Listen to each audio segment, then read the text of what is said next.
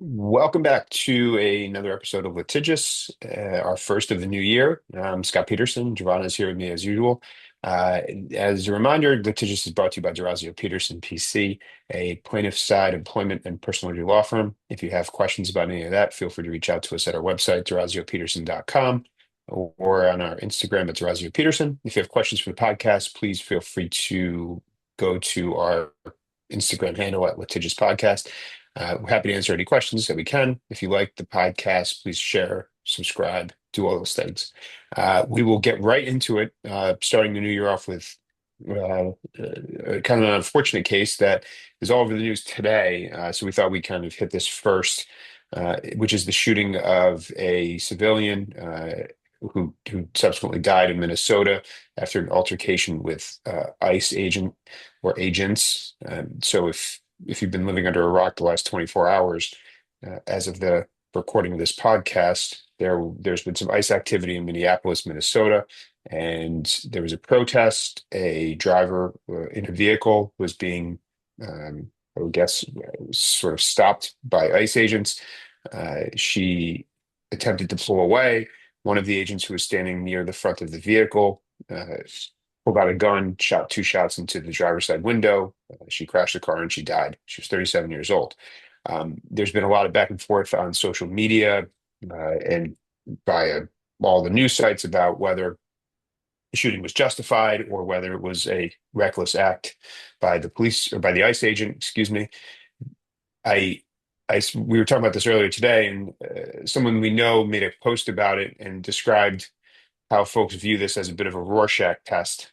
In other words, uh, it seems, as with most things, unfortunately, these days, that folks fall into their typical camps, with one side saying this is absolutely fine, it was justified, and the other side saying this was absolutely unjustified. This is completely out of the realm of what is normal, and not many people kind of seeming to see anything in between. So we wanted to talk about this not from a political standpoint, but from the standpoint of what we do, which is assessing liability and potential fault and exposure in legal proceedings. So why don't you kind of talk about what that looks like in the context of police shootings?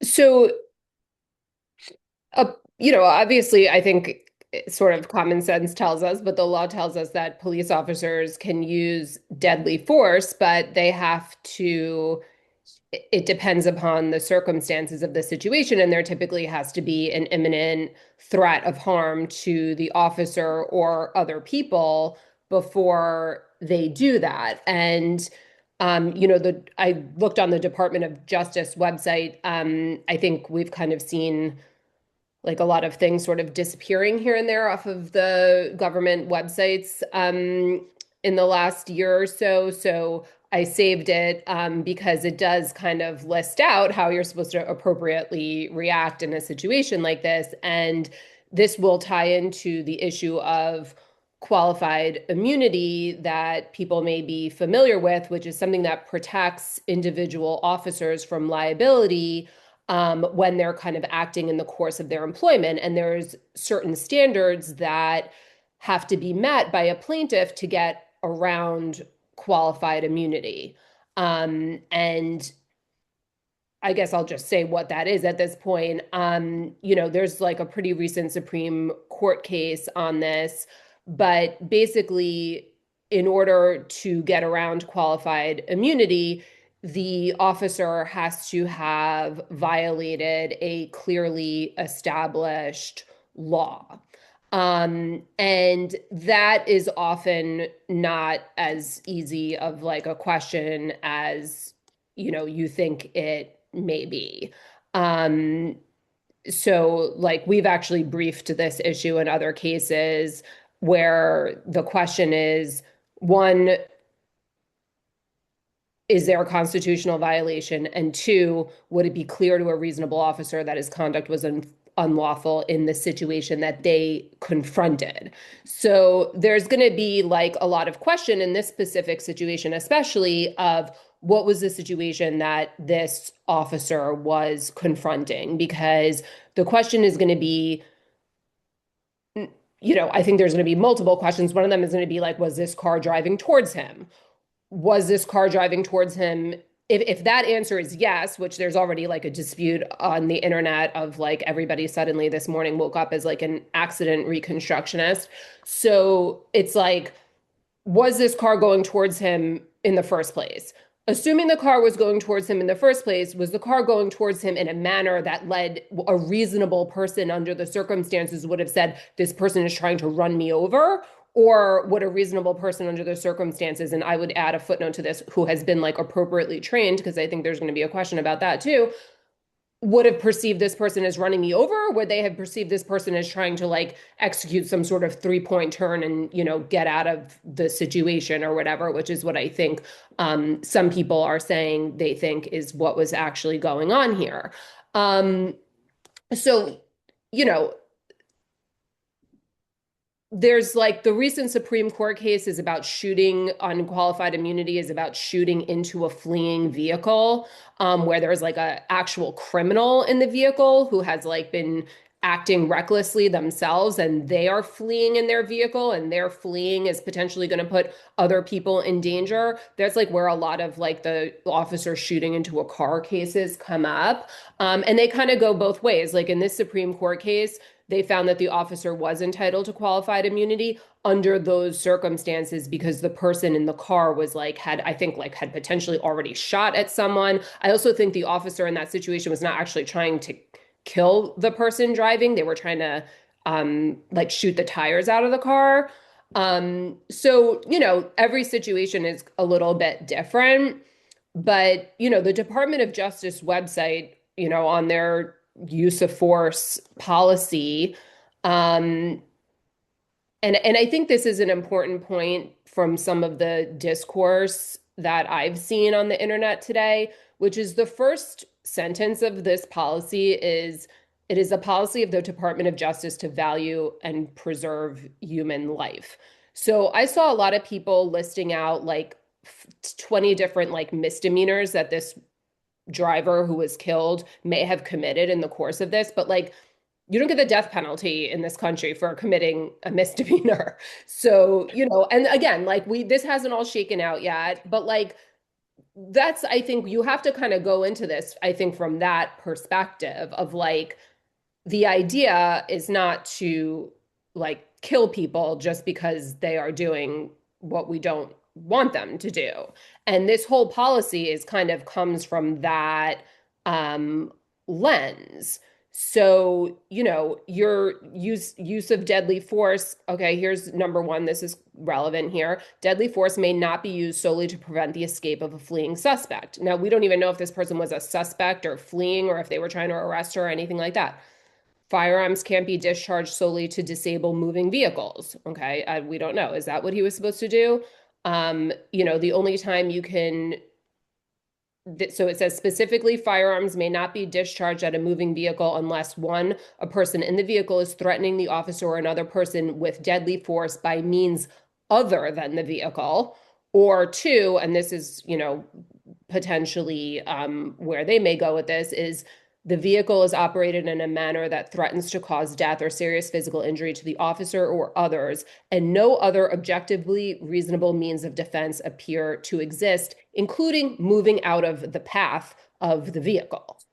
Yeah, and I So, think I mean, this that's is like pretty not totally unheard of situation, obviously, since they have addressed that on like the first page of their policy.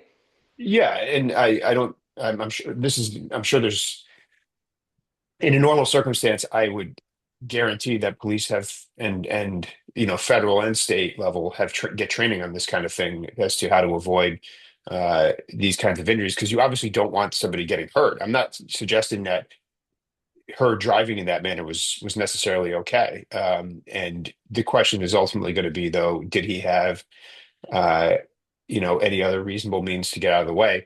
There's these two videos circulating. I watched the first video and I thought to myself, he was clearly out of the way when he pulled out his gun. I watched the second video and I thought maybe it's not quite as clear.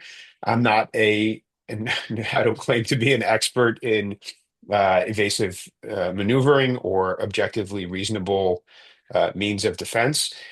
I will say from a legal perspective, when we see these cases, you bring in experts in law enforcement to give opinions about what is objectively, from the perspective of a law enforcement agent, reasonable versus unreasonable, based upon appropriate training and experience. The other thing I will say is, you highlighted this. I think to some degree, whether she was committing misdemeanors is irrelevant.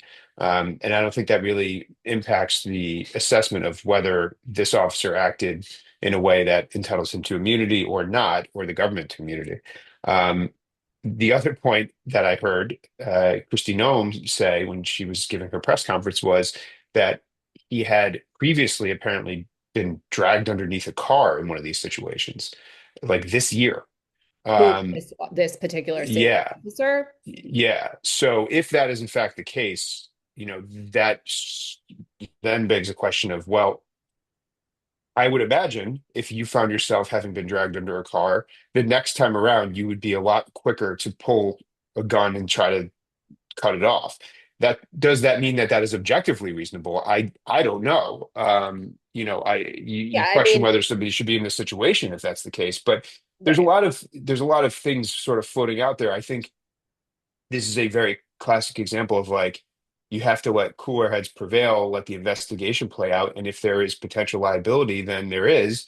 No one has heard anything from the officer, as far as I know. Obviously, there's video, but this is not, I view the video one way, you probably view it one way, people view it the other way. This is not you know, he wasn't standing in front of the car when it happened. He wasn't standing 10 feet away from the car. There's some nuance to it that I think requires, probably more investigation and some expert opinions on it. That's how I see it.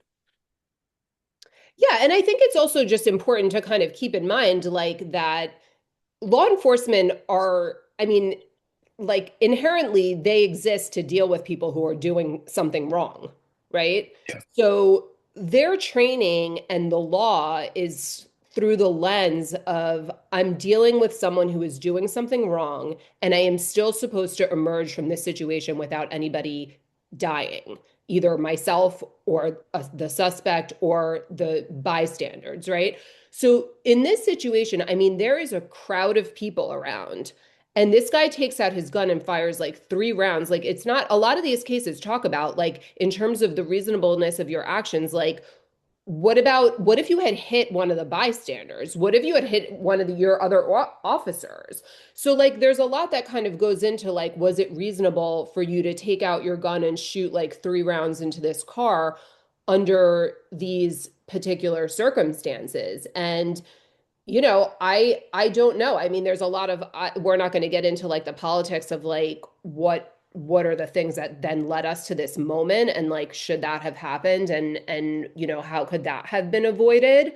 Um, but certainly this escalated to a point where you know, I don't think anybody thinks that it's okay that this happened. I mean, the only thing I'm going to say from that is, I guess, political, but I would apply it probably to anyone who's in a position of leadership, is that we have like elected officials at the moment who are the people in charge of this who throw like fuel onto the fire. So we don't have, at this moment in time, like a president who's going to come out and say, this is tragic, we are going to look at this and we are going to figure out what happened.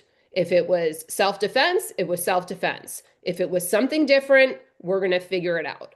Instead, we have like a president and Kristi Noem coming out calling this woman a domestic terrorist. And I mean, to be fair, if you want to say on the flip side, other people came out and called this person a cold-blooded murderer, then I guess that's the same, I'm willing to acknowledge that hyperbole might be the same thing.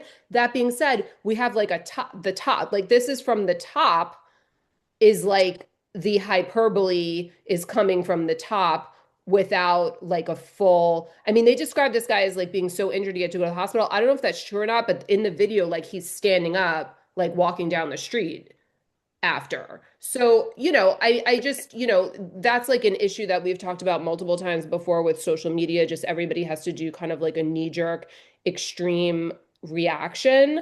But, ultimately, like the civil justice system steps in these types of situations to get to the truth. If this had happened in New York State, I think like our attorney general and governor are a little bit more likely to look at maybe what the something that law enforcement did, maybe with like a critical eye, and say like we're going to figure this out, even if ultimately they're exonerated by it.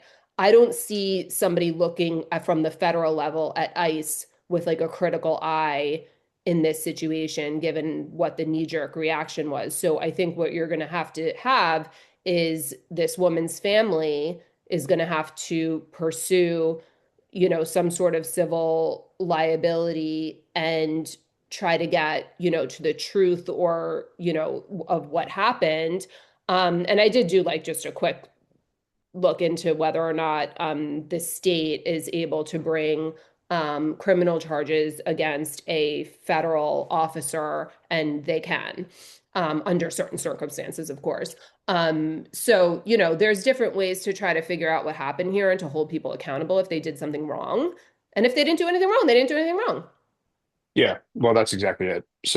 But we'll move on from this. I think lowering the pulse across the board is probably for the best. But if history tells us anything, it's that social media does not reward people who lower the pulse. It rewards people who inflame tensions. And so it would not surprise me at all if the tensions continue to escalate. Moving on to something similar, um, big article, kind of all over the news the last couple of days, relating to Austin P University in Tennessee, which has agreed to pay $500,000 and to reinstate a tenured professor whom it fired for comments that he made following the assassination shooting of Charlie Kirk.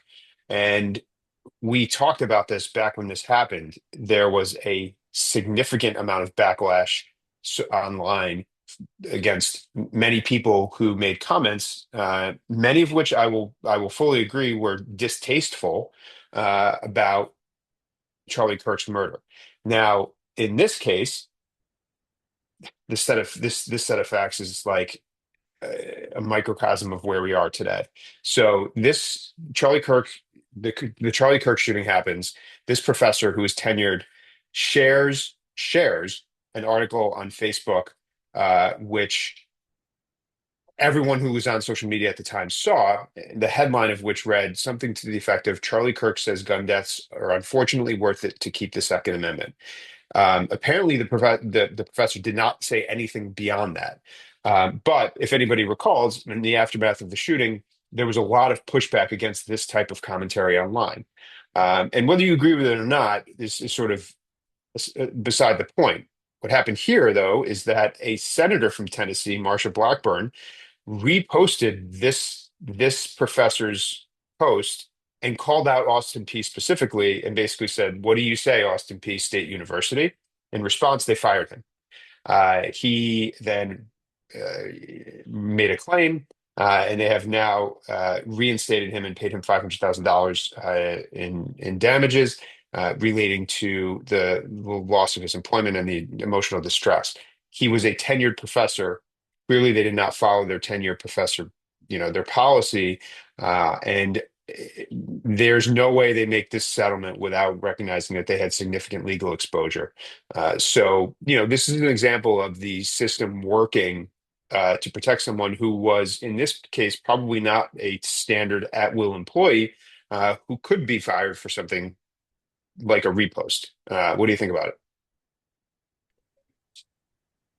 I did notice that people who like are not in the business that we're in of sort of employment lawsuits might not appreciate the significance of the settlement, like being reinstated and getting $500,000 when this happened just a couple months ago is like pretty significant amount of Yep. money because most employment cases are very closely tied to like your actual out-of-pocket loss. So I forget when Charlie Kirk was murdered, but it was only like 3 or so months ago, right? It was late in the summer, yeah. Um, oh, September. Oh, Yeah. September. Oh, I felt like it was like more recent. Yeah. But September anyway, I 10th. mean, a tenured professor is not making $500,000 in a couple months or however many No. months is typically. not at So Austin P. that's a pretty significant settlement and to be, reinstated as well. But yeah, I mean, there's like a million problems with knee-jerk reactions of firing people that we have talked about because especially when you do it in the heat of the moment of something that is, blowing up on social media and has been super politicized, because it doesn't allow employers to make sort of a reasoned decision.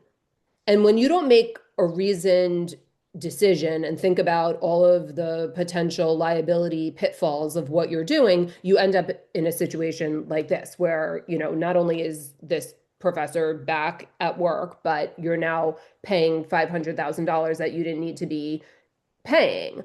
And I've seen that multiple times. Like people were calling for a professor to be fired from our law school because of some comments that were made around October 7th, when Hamas attacked Israel. And what the person had said, no one is condoning that. But I remember reading a lot of this stuff sort of in the moment and thinking, in my mind, kind of as an employment attorney, it's very dicey to just be like flat out fire somebody tomorrow. I don't like what you said, you're fired. Because when you get yourself in trouble is either in this particular situation, you don't follow your tenure process. So this person has some sort of employment protection already. So if you don't follow that, no, you've got a problem just right there, very straightforward issue. What becomes less straightforward is, especially in the academic context, even private institutions receive federal funding. So most private education institutions will still apply some type of First Amendment protection. So you have that problem. Then, from our perspective, you have a problem with, are you discriminating against people? Because you have to be cautious when you fire someone that you're applying your standards evenly. So this person, all they did was share an article about someone's own words. Okay. Have you fired every other person who has done that? That's when you start to have an issue. Like when I was thinking about the professor that they were calling to be fired from our law school, she was a woman, she was a person of color, she fell under probably a lot of different sort of protected statuses. I'm not saying maybe eventually she deserved to be fired or not. And I don't know what happened with her, but I'm just using it as an example. If you were going to fire that person without giving it thought, you're going to have a problem because I suspect that there have been, maybe male or maybe white or maybe this or maybe that, people who have said something offensive who have not been fired. So you have to be sort of cognizant of that because, that's how you kind of get yourself in trouble as an employer. And just, the last thing that I noticed about this in terms of what is she, a senator? Yep. I mean, I feel like this was a little bit of like an unprecedented situation where you had all these elected officials kind of going after just like regular people trying to get them fired from their jobs. I like that just sat very poorly with me, regardless of whether I thought that the person was, exercised poor judgment in what they said or said something hard. I mean, some people did say horrible things, like said something horrible or just, exercised poor judgment or whatever. But it still did not sit right with me that you have elected officials going after regular old people trying to get them fired, especially because these standards are not applied evenly across the board. We have the same people saying horrible things about other people who died, and that, we're supposed to ignore that. So there is a federal statute that prohibits elected officials from interfering with someone else's employment for political reasons. I don't know if that falls, it's very narrow. So I'm sure that there's ways to kind of say like, well, that's not what I did, oh, me sharing this on X or whatever is not the same as me picking up the phone and calling up the, dean or the president of this college and ordering this man to be fired. But I feel like it's not cool to do that. I mean, it troubles me that that's like where we're at. Yeah, I it because there was some this was happening a lot around the time of the shooting, and I think you're exactly right. There's it is not smart for politicians to be wading in on this, and nor is it smart for, frankly, probably less so for employers to capitulate or give into that kind of pressure out of the gate in a knee-jerk reaction, like you said, without assessing whether they might have potential exposure. That's from a legal perspective, that's a real concern. Now, look, I remember, you know, several years back, this was happening on the other side. And, there were multiple instances of, and it wasn't politicians, but people on the far left calling and publicly exposing people on the right for comments that they were making on social media and calling for their terminations, and included professors and other people. And that actually led to all the backlash, all the cancel culture stuff, and all of the commentary in like the podcast verse and everywhere else that shifted the paradigm on this. And so it's just like the pendulum has completely swung to the other side. And, it should apply across the board that, you know, from an employment perspective, capitulating to, the masses online who may not agree with something that somebody said is a recipe for disaster. So, I think that's the takeaway from this, from my perspective. Yeah, I agree with you. I mean, it happens certainly both ways. I mean, I notice it a lot, like you said, kind of on the other side where somebody says something, off color or whatever, Yeah. and, people are like tagging their employer in the comments of their thing. It's like we go back and I think we like are constantly acknowledging of like you can get fired for any reason. If you do something stupid and say something horrible, you can get fired and it's not illegal. But that doesn't necessarily mean that we think that everybody should get fired when they say something Yeah. bad. And it's a weird culture that we live in that you can't. I actually had a nightmare about this the other night. Did I told you about this, right? I Yeah. woke up Yeah. like 100% positive that it was real, that I had had like some sort of customer service problem with a spa in town that I have not like even been to in recent memory. And they were threatening me that they were going to expose me as like a Karen, and I was going to be on this like countdown because it was towards New Year's of like countdown of like the worst people in Saratoga or something. I was like, I Good don't know Lord. where it came from. But yeah, but that's like what happens now. And I mean, it's like people aren't allowed to make mistakes and it's not applied in an even manner. And, Yep. it's like a tough time to be alive. That's why I think we've had this conversation before. I think a lot of people are self-silencing because it's hard to wade into any kind of controversy at this. Yep. And it does force you as a regular person to think about whether, and I don't think people think about this enough, whether your commentary, if it even is a commentary, is valuable enough for you to put yourself at risk. And in many cases, sharing articles, I'm not sure that you're contributing a whole lot to the conversation, to the extent that the juice is worth the squeeze if you have real professional risk as an employee. Um, let's move on to the last topic because we have a short window here. Um, New lawsuit filed against involving, I should say, underage alcohol service at Texas A&M University. And the parents of a young woman, Brianna Aguilera, have filed a lawsuit against the Austin Blacks Rugby Club and the UT Latin Economics and Business Association at Texas A&M, and alleging that she died as a result of negligence uh, during or following a tailgate. So she she attended a tailgate at the Austin Blacks Rugby Club's facility, which was organized by the UT Latin Economics and Business Association. The allegations are that she was served alcohol even though she was underage and noticeably intoxicated at the tailgate. She then began stumbling, needed help standing, went into the woods, lost her phone, left at approximately 10 p.m., and died after she fell off a balcony uh, 2 hours later. Now, the police ruled this as suicide, and her family has said that that's not, that they don't believe that that was the case. She is represented by Tony Busby. If you've heard that name before, it's because he was the attorney or is the attorney involved in allegations against Jay-Z, who has been in a very public dispute with Jay-Z and who Jay-Z sort of, I don't want to say threatened, but had some very aggressive comments against.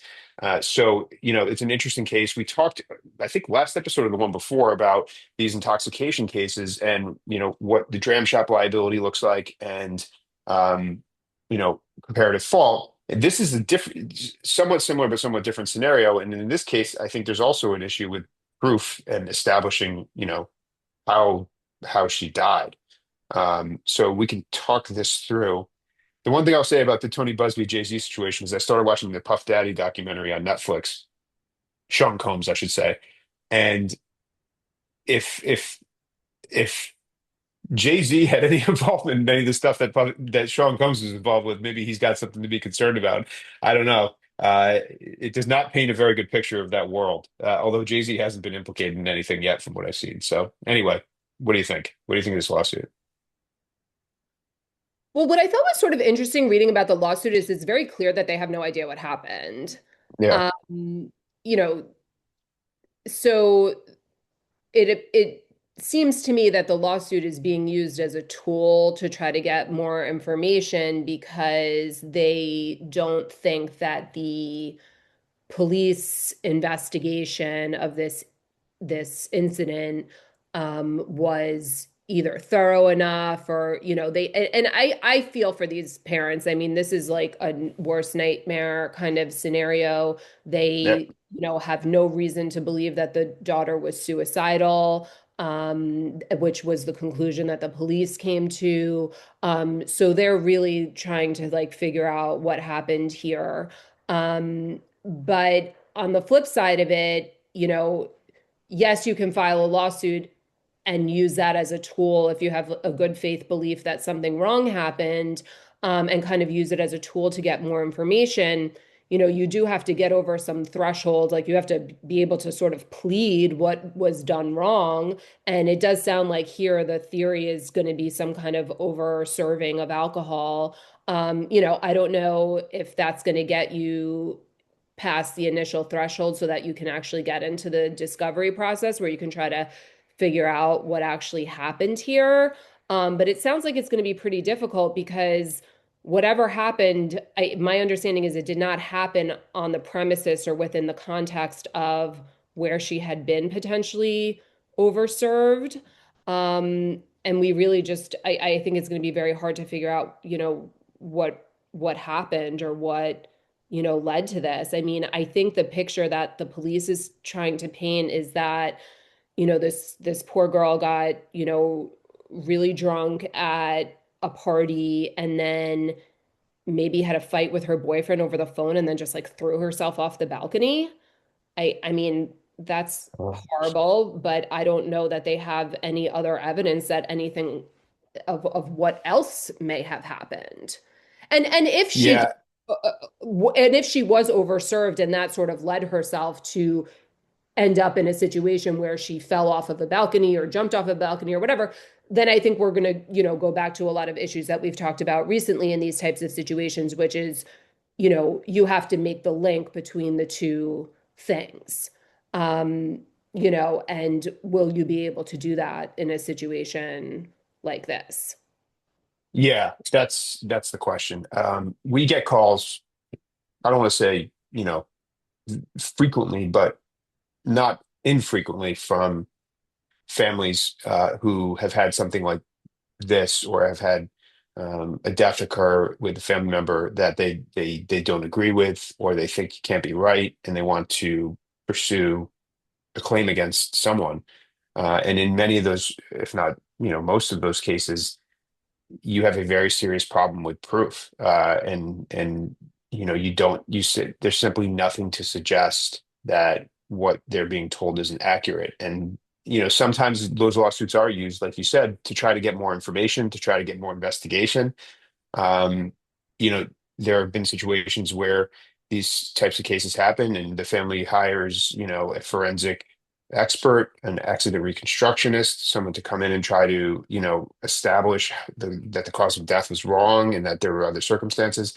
but those are hard arguments, and they're emotionally difficult cases, and you absolutely feel for the family. This is, having kids who will be in college at some point. That this is like your worst nightmare. But I understand why they would do it. I think it's probably a challenging case.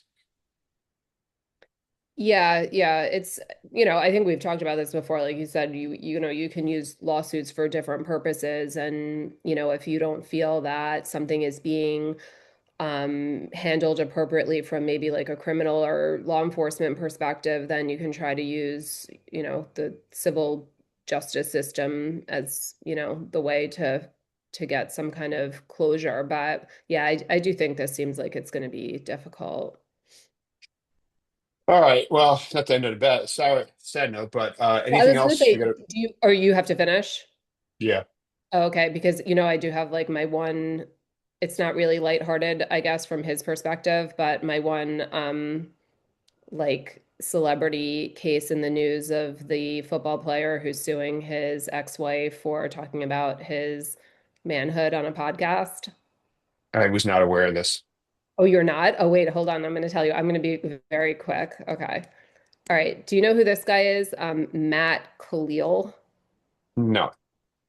Okay, so he's a former NFL player and he's like subsequently remarried, but apparently his ex-wife, Haley Khalil, went on a podcast where she discussed his size of his manhood as being a factor in their divorce. Okay. But in what may be an unprecedented um, event in terms of the ex-husband being upset about this, it's because it was too big. So was that implied already? Because he's like an NFL player. That was my assumption. Okay. So So what is his he's problem suing with this? her. He's suing her for Why? talking about this. For what? Defamation? Invasion of privacy, which Oh, I'm not sure what state this in. I tried to like look it up as I'm talking, but so New York doesn't, just as a little side note, New York doesn't really have invasion of privacy. That's kind of like a common misconception.